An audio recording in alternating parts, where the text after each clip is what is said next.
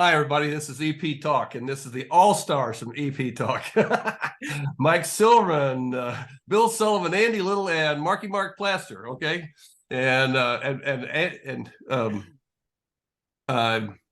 Mike tried to get me to tone this down because he said the whole topic today of the meltdown on Match Day was a highly look at him. I'm not going to say meltdown on Match Day, but I think it's been a rough few years, and the match may be representative of that. Okay, that's exactly right. You know, we're going to have some fun with this, but it is as Mike indicated, it is an incredibly serious topic. I have to tell you though, as you guys all know, this was predicted 10 years ago.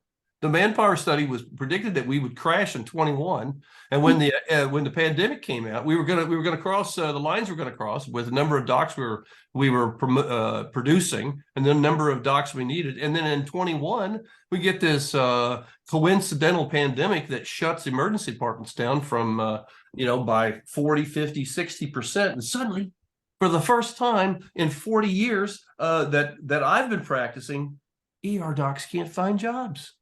Can't find freaking jobs. Tell me why, Bill. Me. Okay,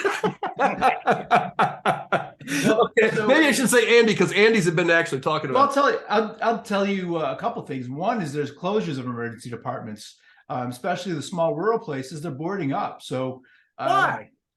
They still don't they have patients? Well, so I'll give you an example. I work at a place where the hospital that I work at bought a second hospital. They kind of took it over, and then they just hemorrhaged money from it, and so they ended up having to close the hospital that they just purchased, and half the staff is gone now. So yeah, I've seen that done on purpose. I'm not going to hypothesize about the intent. All I can tell you is that's what happened, and so there was a whole group of ER docs that are now looking for jobs, and it was short notice too. It was literally okay, duly noted, but I don't think that's the problem. I don't think there's I don't think that's massive contraction. Another problem is, but I don't think that. Oh, go ahead, Mike. I think there was and I want to get to Andy because he's representing the academic arm of this conversation. Perhaps I'm representing a little bit of the community arm. Yeah. And so I think there was a period of time between the ASAP job market analysis on what it was going to be in 10 years, the volume trends from the pandemic, and then some toxicity kind of during the pandemic or burnout. Burnout? Really? More burnout. So I think there was a period of time where we all had to downsize and kind of look at healthcare as a business, and we've all practiced that way as a business for a long time. But I looked at healthcare as a business. We were overstaffed. We cut some hours. I didn't let anybody go. I've since hired a lot of people. I work in the DC metro area. It's a great place to live, and there's still jobs. Yeah, I'm getting advertisements every day from people wanting me to go out and go back and do the old thing that I did for 25 years and go do locums. I'm getting those advertisements every day. What's the story? They act like So I think there's lots of jobs, but I think what happened during the pandemic was people got really tired, maybe burned out or moral injury, and said, I'm going to cut my hours. I'm going to go do telemedicine. I'm going to go do this other stuff. And it's created a lot of jobs. Now, the question is really, what happened to all of that together to produce a match that we really haven't seen? Emergency medicine 15 years ago was the absolute best and the brightest and the most competitive in med school. And I knew I would never have matched on emergency medicine 15 years ago. I was fortunate. I wouldn't have gotten a spot. Got 30 years ago. And so, but I think the med students looked at the jobs report. They looked at what happened with the pandemic, and they looked at some of our own probably social media groups and said, what's going on in emergency medicine? Why are people coming back? And so, Andy, you have residents. Yep. So first, thanks for having me on for this discussion. I think it's really important. Well, mostly because the simple answer is it's multifactorial. The question is, what are the factors? And so the things we know for sure is with the data sets we have from EMRA, SAEM, and AAM, previous data sets from last year's match results, and we had 219 spots going filled at 40 plus programs. We know that the jobs report was a key factor that came up from medical students who had interest in emergency medicine, who then veered their interest off because there was concern that in 2030 they would not be able to have a job.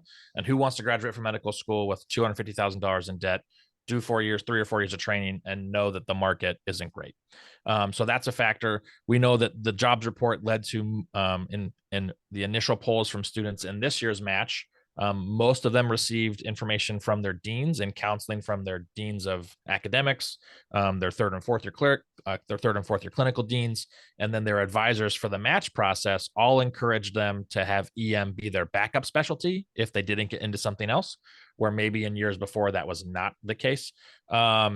And so I think, and then the other things we think about is that COVID-19, the messaging that happened there. I imagine medical students seeing frontline providers taking care of patients in trash bags and, maskless and without PPE probably didn't help.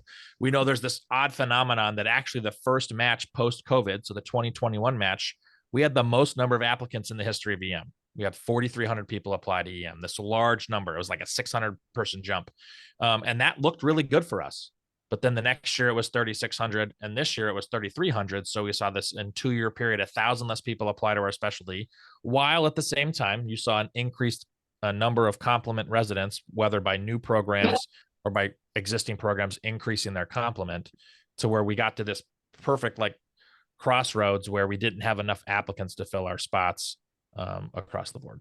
Okay. So Okay. when did the jobs report come out, though? I'm looking through my phone because I have an image of it. It was 2020. It was peak COVID. I remember because it was like Delta wave. August of 2020 is when it became a thing.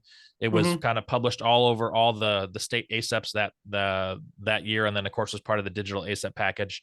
And of course, and people like to pick out the numbers. I personally have an issue with the jobs report. I feel like their attrition rate wasn't corrected. They have come back since and said even if you factor in the current attrition rate post-COVID, we might still not have enough jobs for people in 2030.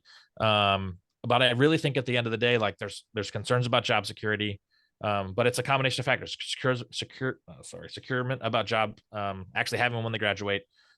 We haven't done ourselves any favors in terms of the public backlash of some of the things that have happened in EM over the past few years. There's a lot of infighting within organizations. I don't have to name any of them, but if your organization has 4 letters or 5 letters, you don't get along, and you don't get along for a reason. And unfortunately, some of those private conversations and arguments have become public conversations and arguments. And then I think on top of that, the residency expansion has to be addressed. I don't think we need just blanketly more residents in any hospital that can have one. But we've kind of seen this rapid expansion of programs since 2018. In terms of new programs. And then there's the whole discussion of, when you look at residency expansions, people forget that, there were 60 AOA programs that had been practicing and pumping out residents for years that now joined the NRMP match in between 2016 and 2020. So that number of new programs actually is a little falsely elevated because most of those spots were already in place for well over a decade. Good point. So there's a lot of these things that come up that they're like, oh, we had all these programs between 2016 and 2020. Why are there 75 programs? Well, 56 of those were the AOA programs that joined. All that have been pumping out residents, like my program, Doctors Hospital, that's been around since 92 and has had a large class of residents since then, but they were never factored into some of the jobs report numbers. So, but the elephant in the room, guys, and I'm going to be the bad guy that's going to say this, is APPs. Okay, we're getting our jobs taken over by people who don't. You got to be a board certified. You got to be a board certified doctor to do this. We used to not let family practitioners with 20 years of experience do our job. We kicked them out and bought in APPs.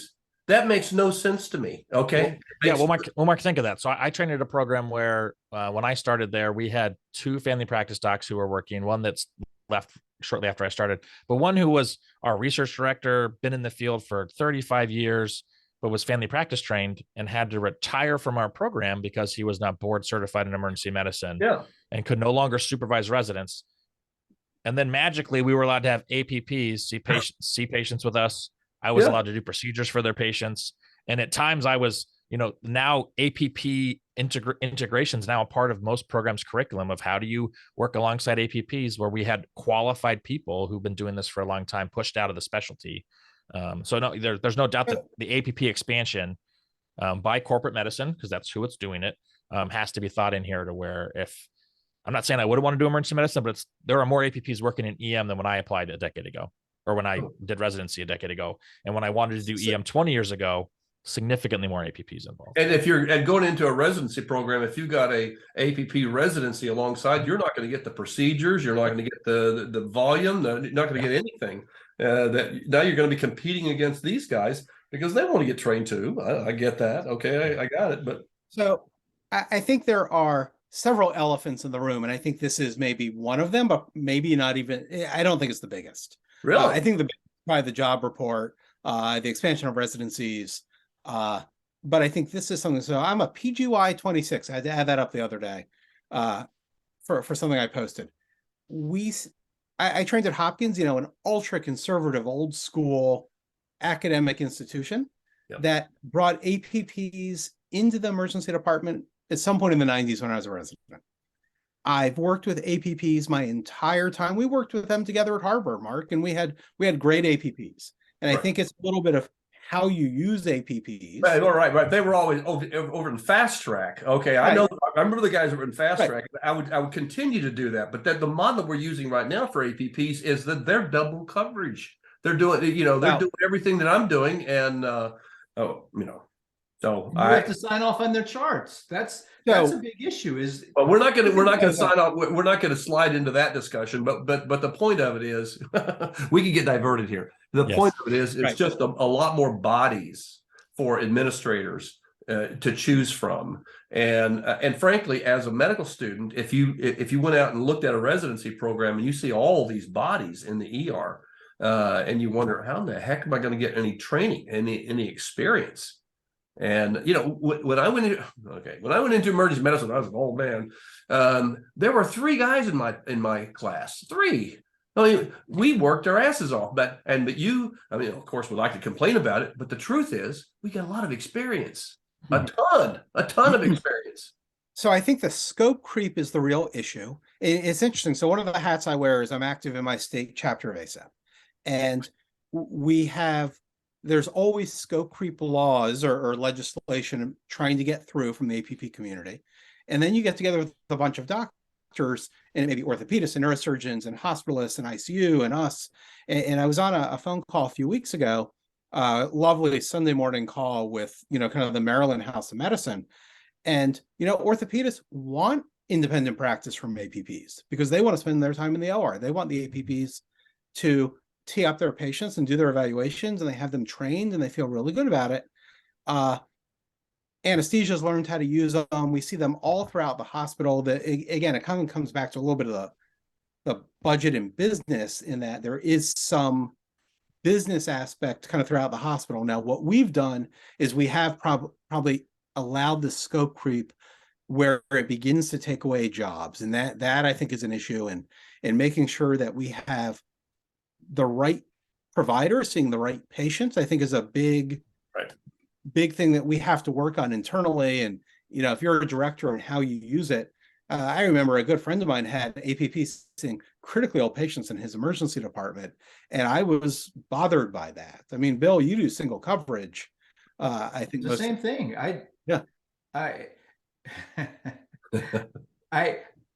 have trouble. I mean, the APPs that I work with are good, but I have trouble saying, go see this critically ill patient, because even though they're good, I don't think that they can, number one, form a reasonable enough differential diagnosis in someone that's critically ill. And number two, I don't know that they have the knowledge to say, how do I treat this based upon all the labs I get back and all the physical findings.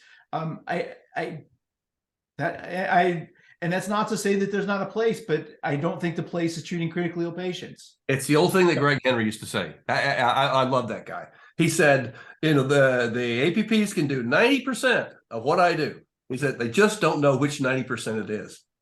Yeah. And so I think APPs is a part of it, but I don't know that it's taking away jobs from docs. Yeah. I'm hiring more docs this year than I am APPs. Well, and I think the job situation is weird. So, I mean, of course, the job reports comes out at they talk about timing's everything, the worst time possible. Absolutely. COVID, we saw everybody contract their hours. And even as somebody who got a new job at the beginning of COVID. I remember I signed my contract to come here to Orlando. COVID hits in March of that year. My contract goes from being a full-time, 120-hour a month contract plus my admin buy down. And then it goes to hey, we can guarantee you 60 hours a month, not guaranteed at our site. Hope you still want to come a month before I leave. I've already bought a house. I'm already moving. And so I moved to Orlando where I'm expecting this full-time job. I am scrambling. I'm still flying back to Ohio to give hours at a shop where I was working. And we didn't hire anybody in that 2021 cycle because we were so scared that COVID was going to reset the trajectory of emergency medicine. And as somebody in education, 5 of our 6 graduates went and did fellowships that year, mostly because they couldn't get jobs. And we saw that across the country. So jobs report comes out, aren't going to be enough people. COVID happens. We don't have enough volume to see people. That leads to most programs, most of their graduates doing fellowships or seeking additional training or taking jobs in places they wouldn't normally take jobs. And then something happened between 2021, like July of 2021 and October 2021, to where we were immediately dozens of docs short across Orlando. I remember that. To where literally we went from nobody getting hours to, hey, can everybody work 160 this month so we can cover our shifts? These large, crazy bonuses in the thousands of dollars to pick up open shifts at sites routinely. Hey, those are not crazy bonuses. Remember that.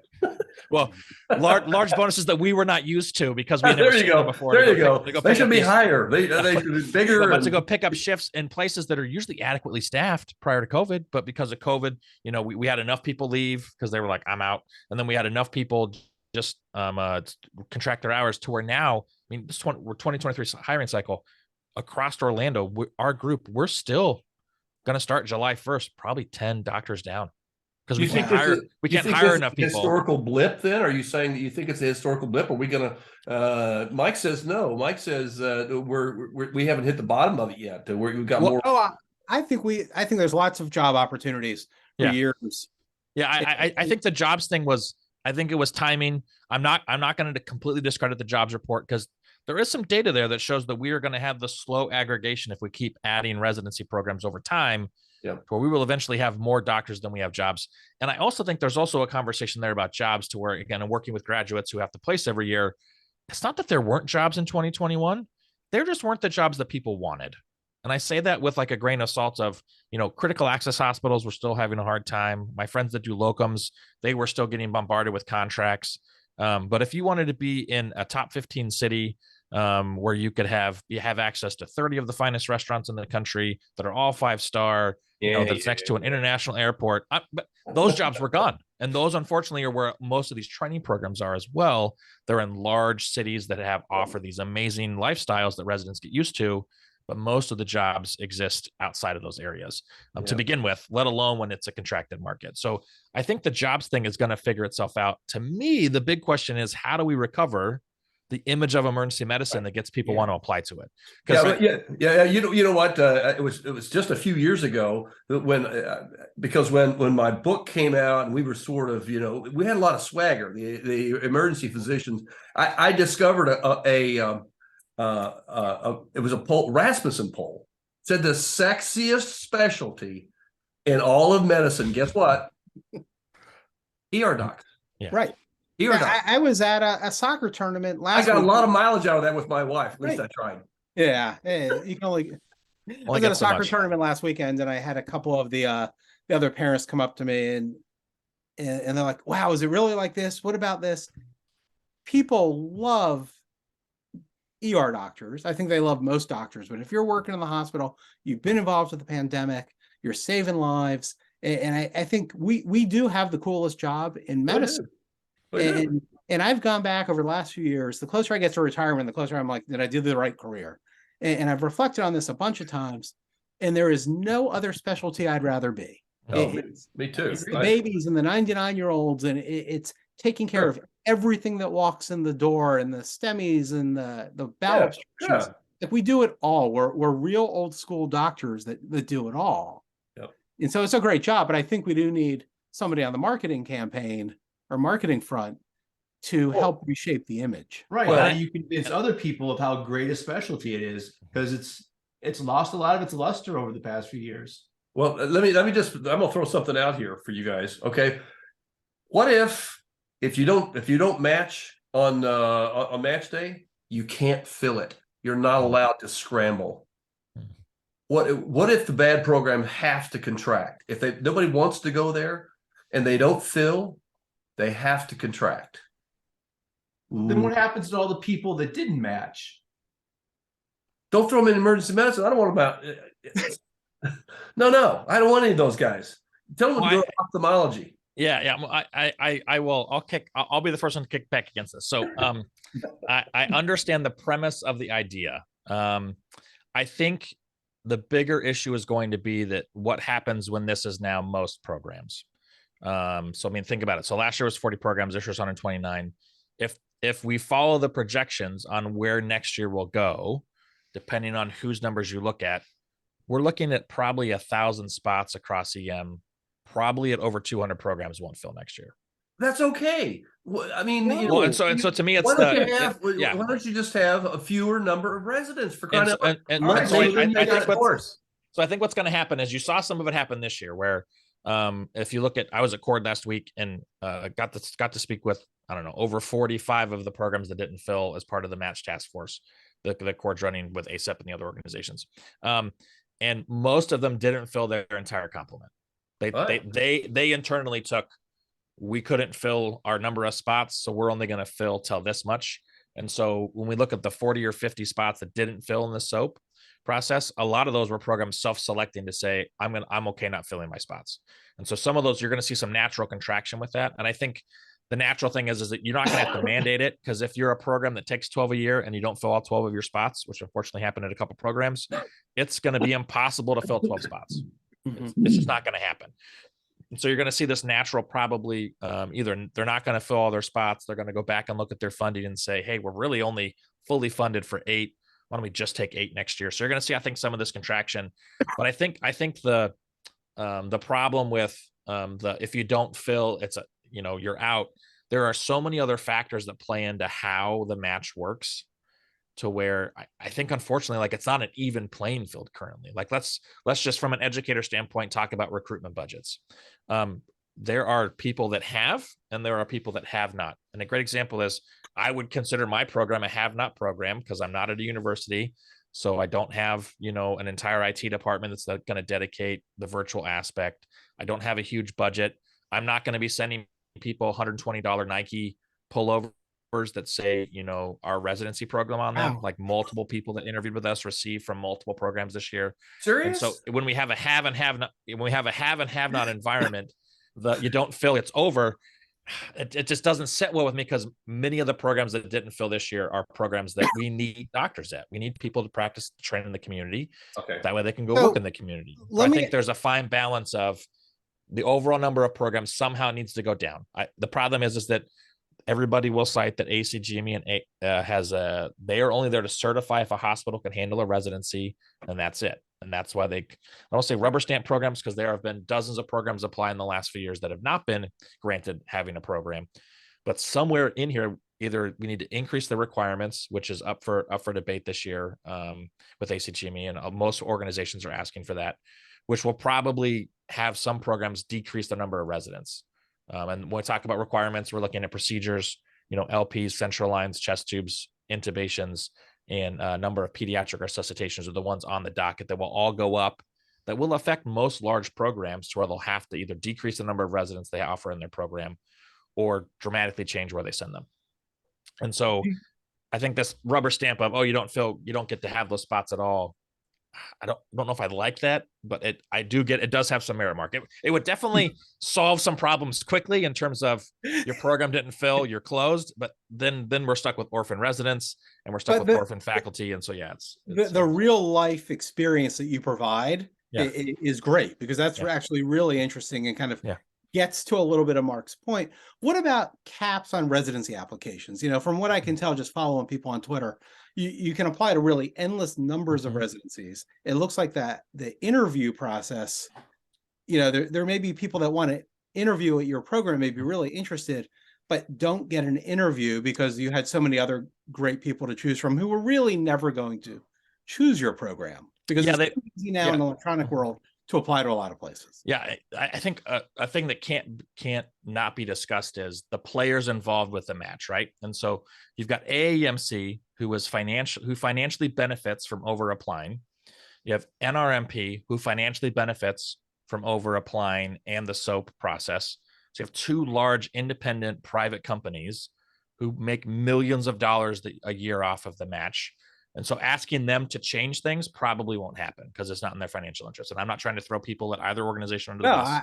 I think you're pointing out, but they are businesses that make money, right? Right. So because you get to apply in bundles, so much for 10, But if so it much for hurts 20. if it hurts the specialty needs to put a kibosh on that. I mean, And so no, 100% agree to where there has been some calls within the academics to where we either need to do our own match, like Optho does, where we do a match earlier, it's our own system, a lot of moving pieces, or we need to give strong recommendations and hold people accountable. How we do that, I don't know, because again, both those organizations would need to be transparent with application numbers, which they are currently not. We know that over interviewing is something that's being looked at. I don't know if it's this true phenomenon, but when you have your top tier applicants who in years past needed to interview at 15 places to match, now interviewing at 30, that's 15 spots for other people that probably would be given a shot, that either are going to interview at too few programs and not feel comfortable with EM. So they're going to crazily apply to FM or something else last minute and maybe match into that first. Because that's not a one-off phenomenon. We know that happens. Or you're going to have these people with two or three interviews. They're just going to be all in for EM and then they don't match. And then they're considered kind of the leftovers that scramble in. They were probably fine to begin with, but because they got so few interviews because they weren't in that top third. And so again, there's a lot of moving pieces when you factor in the match. And there's not one easy solution, but some good recommendations in terms of interview numbers and application numbers would be great. And then really, if just some transparency, like that we had it happen in Florida last year, where of the 225 spots, a third of them were in Florida, where, by the way, we've also seen a rapid expansion of programs from 7 to 22 in the last decade, which is a lot.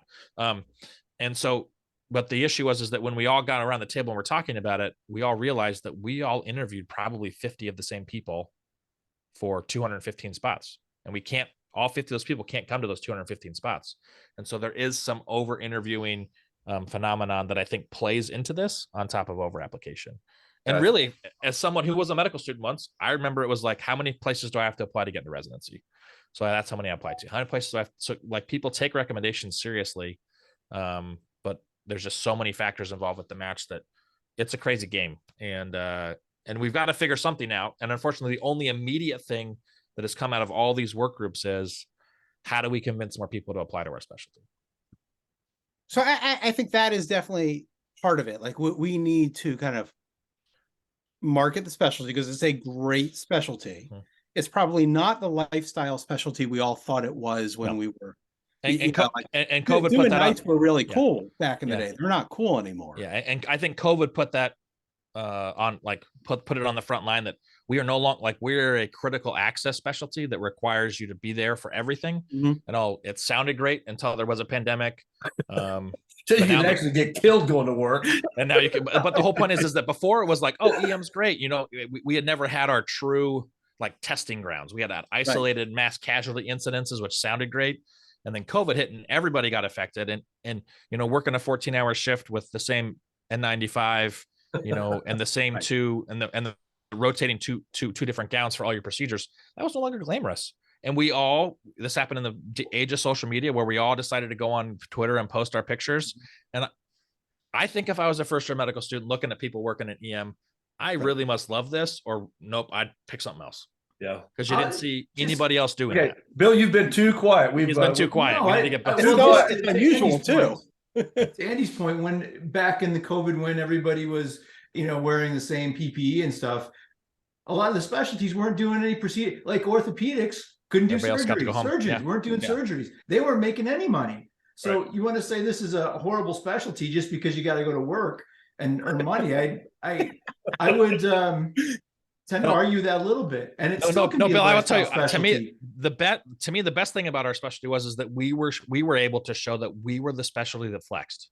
Right. We were the specialty that moved into different, like, we staffed ICUs, we staffed urgent cares, we ran outpatient clinics, we moved to telehealth. Well, everybody else was at home worried about, how am I going to pay for my Mercedes Benz and my yacht? We were the ones that showed up, buddy. We were the ones that showed up. But unfortunately, there was a percentage of people that thought EM was part of this lifestyle specialty to where, you know, You didn't show up. You didn't show up. It was, I'm going to work my 120 hours. I'm going to leave. I'm never going to do anything extra. I have no accountability to the hospital.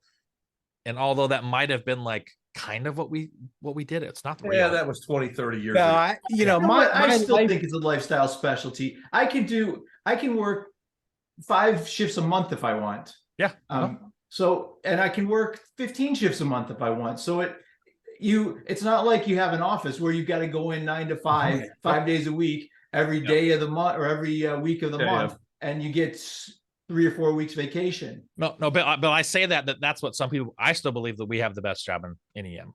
I can work, you know, I can work 12 10s a month, and that's considered full-time at some places, and have 18 days off where I can do whatever I want, be with my kids, go travel, you know, run my side gig. Like you can't do that in any other specialty and make the money that we make and have really the cool experiences that we have. Because most lifestyle specialties, you're stuck with looking at 3 diseases Monday through Thursday in the same office. I know. Prescribing 3 medicines. Oh, I know. It's wet. Let's make it dry. It's dry. Let's make it wet.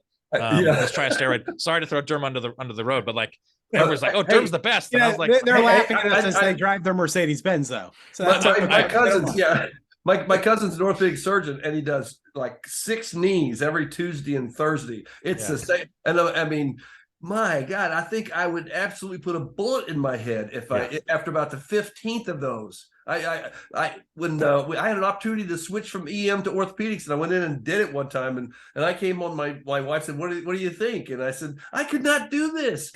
This would kill me. I could do it every single day. It would kill me. So one thing I want to bring up. So let's talk about. Okay, Match. we're running out of time here. I'm looking at the clock here. We're coming down to the last 5 minutes. So I want to, like, despite how bad it looked Match Day, and talking with those 40 plus program directors, they are amazed at who scrambled into our specialty. The resounding message was that we were getting high quality applicants. We were getting people who fall into the category of they dual applied, or you know, they were EM first, but then jobs report, dean, or another factor convinced them to do anesthesia, ortho, or another surgical specialty. And across the board, it was not like they were having to take, as the public display was, the leftovers. These were, you know, mostly American grads that scrambled, highly qualified MDs and DOs, people that are going to be great additions to our programs. And so I just want to leave that little caveat to where when we talk about the scramble, there's always this assumption of, oh, we're getting the leftovers. The dregs. But the resounding evidence is that most people matched. I mean, I can think of 9 PDs right now, the conversations of how'd the scramble go. All of them said the same thing of, I got better people than I did in the match. That's great. I'm going to take some closing 30 seconds to close too, Mark, before you cut us off. But I think there are jobs. I think there will be jobs. Mm-hmm. I think there is concern about scope creep, and there are ways that you can work to address that, whether it's with your state chapter of ASAP or politically, but through advocacy to watch that, and internally with your director to keep track of where the scope creep is. I think that I hope they can get some control over residency expansion, and whether that's in requirements or something else. I do think that is a really big issue. Right. And then I think the jobs internally, I think you do have to kind of follow the money with all of this, whether it's with the match or everything else. But lots of decisions are made so that we can have good salaries and everything else. And you have to kind of be aware of that no matter what you're doing in medicine, it is a business, whether it's in the hospital, the orthopedist office, or in the emergency department. Bill, what's your last round? And then I'm going to give the sage advice of the ages. I don't know that anything I could say went out to your sage advice. I'll defer to you. I want to hear it. I'll say one more quick thing before we kick it over to Mark. Okay. EM is a great place to work. Absolutely. As someone who is, you know, of the people here, I am not the statesman who's been around for almost over 2 decades, like everybody else on this call. I'm a little over a decade in. I would make this decision tomorrow again, do it 100 times over again. And it's a place where you get to be a part of the best, worst, awesomest, least favorite, like all the good points and bad points of somebody's life. And those are all exciting things to be a part of. And then on top of that, you add the level of fix it, that I have to have on a regular basis just to figure stuff out. It's complex, it's challenging, it's a great place to be. And yeah, if you're interested, don't be deferred by the distractors. Like this is still a great place to be. I agree. And I think my full timers work 13, 14 days a month as well. That's, I can't do the math, like 16, 17 days off a month. Fantastic. Great lifestyle. I know.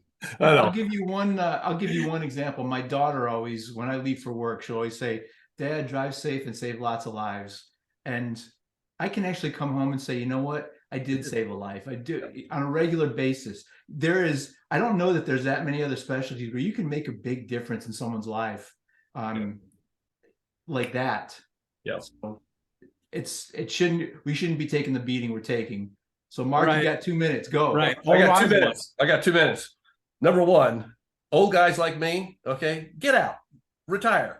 Leave some room, for these young guys to go out and have some fun. Okay, I'm going to tell you that. Number two, we need to expand the technical capabilities of our specialty. Okay, where ER docs are doing things that nobody else can do. I think that we really need to start looking at some of the skill levels that are coming out of the ultrasound fellowships, the ECMO stuff that's going on. I think there's a lot of more lives to save that emergency physicians, if they apply themselves to expanding this skill, they can leave all the colds and sore throats to the APPs and not worry about it. But if we try to kind of do exactly what we've been doing for the next 20 years, we'll find somebody else that can do that, majority of that. So I think that's something I really think needs to happen. As far as the specialty, man, what a life. I've had a great life. I mean, I've been doing this longer than any of you guys, and I've had a great life. I'm with you. I walk into a room and I tell people what I've done, with my career, and universally admired. Universally, I mean, not too many people can say that, and frankly, we've done well financially. So I think that some medical student who got spooked.